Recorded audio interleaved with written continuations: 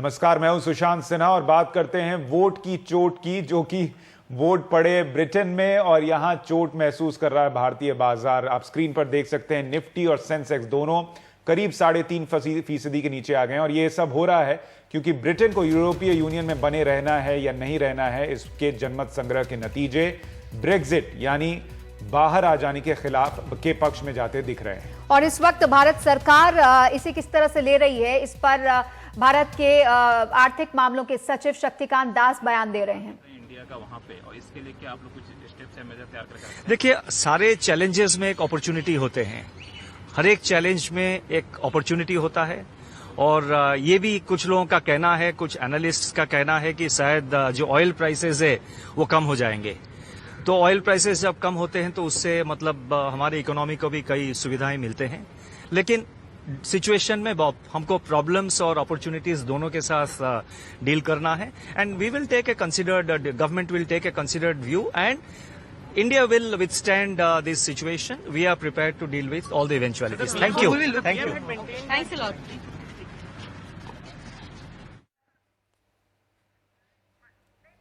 Something which is happening is against their, goes against their expectations. So I think this is some kind of a instant reaction which they have shown. This instant reaction, I think, over the next few days should stabilize and markets hopefully will improve. Now, so far as currencies are concerned, the depreciation of the Indian rupee is happening in line with the other Asian currencies, and the way the pound sterling has also been depreciating. So all currencies are depreciating. But having said that, let me mention that the government, the finance ministry and the central bank, that is the Reserve Bank of India, we have been working on this and we have discussed all possible eventualities, all possible outcomes of the Brexit over the last several weeks. And we are prepared to deal with the situation as it is emerging today. The reserve position of the Reserve Bank of India is in the order of about $360 billion. It is very sound and solid. I think we have enough firepower to deal with the situation, and the firepower will be used judiciously in a manner that we maintain stability of our Bharat economy. सरकार की तरफ से आर्थिक मामलों के सचिव सफाई दे रहे हैं कि चिंता की बात नहीं है और ये जो वॉलेटिलिटी है, ये जो उतार चढ़ाव है, ये अभी फौरी तौर पर है। हमारे साथ बाजार के जानकार धीरेन्द्र कुमार फोन लाइन पर जुड़ रहे हैं।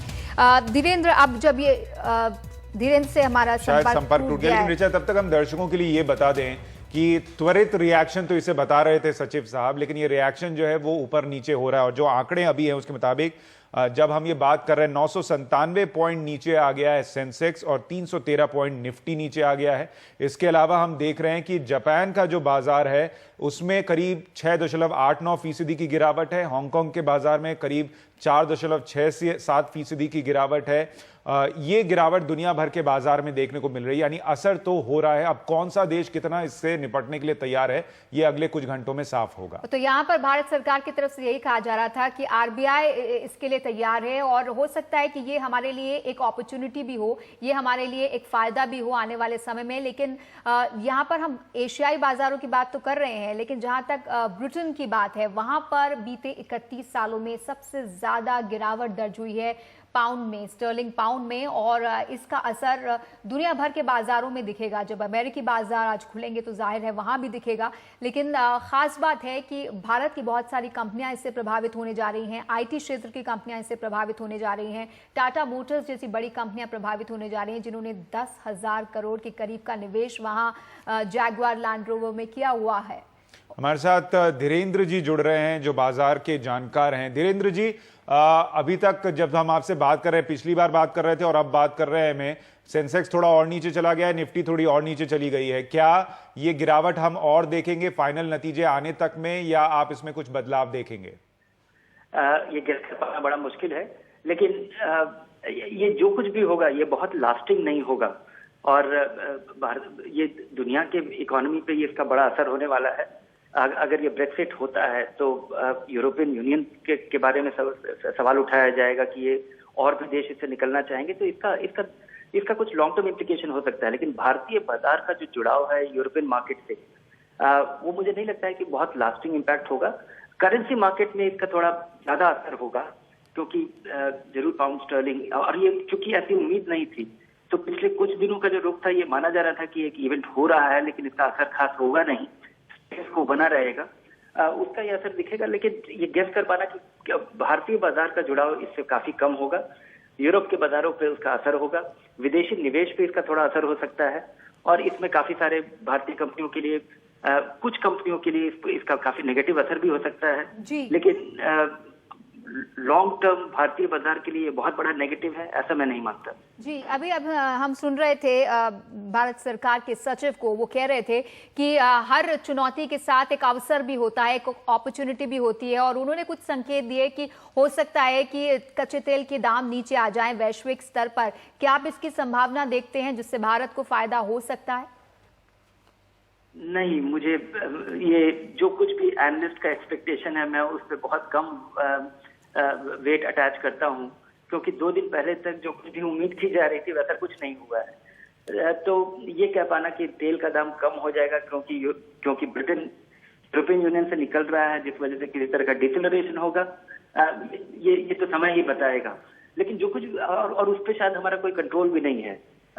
लेकिन भारतीय बाजार पे इंग्लैंड का या यूके का यूरोपियन यूनियन से निकलना, उसका लॉन्ग टर्म असर भारतीय बाजार पे वैसा नहीं होगा जैसा दुनिया भर के और बाजारों पे होगा। जी सर, जल्दी से एक सलाह उन भारतीय निवेशकों के लिए जो छोटे निवेशक हैं, जो इस वक्त इस तरीके से सेंसेक्स और निफ्टी को नीचे जाता देखकर थोड़ा घबरा रहे होंगे, उनके लिए आपकी क्या सलाह रहेगी? उनके लिए मेरी सलाह वही रहेगी जो विंस्टन चर्चिल ने बहुत पहले कहा था कि keep calm and carry on. इसकी वजह से बाजार में ये सब कुछ होता रहेगा। 4 दिन पहले बाजार रघुराम राजन के जाने के बारे में चिंतित था, आज ब्रिटेन का यूरोपियन यूनियन से निकलने के बारे में चिंतित है, 1.5 साल पहले हम टेपरिंग के बारे में चिंतित थे, और बाजार इन सब चीज के बावजूद बढ़ता रहा है।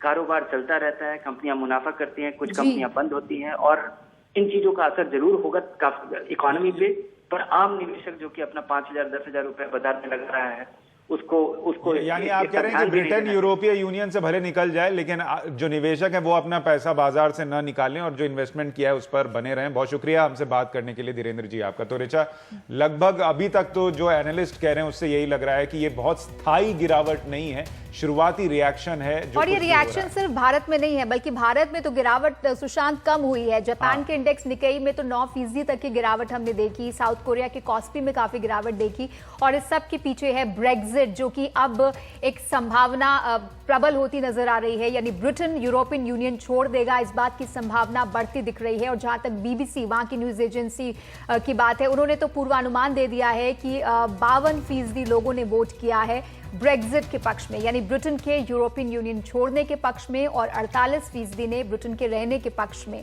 और जिन्होंने पक्ष में वोट किया है, बताया जा रहा है कि वेल्स के जो इलाके हैं, स्कॉटलैंड के इलाके हैं, वो पक्ष में बताए जा रहे हैं।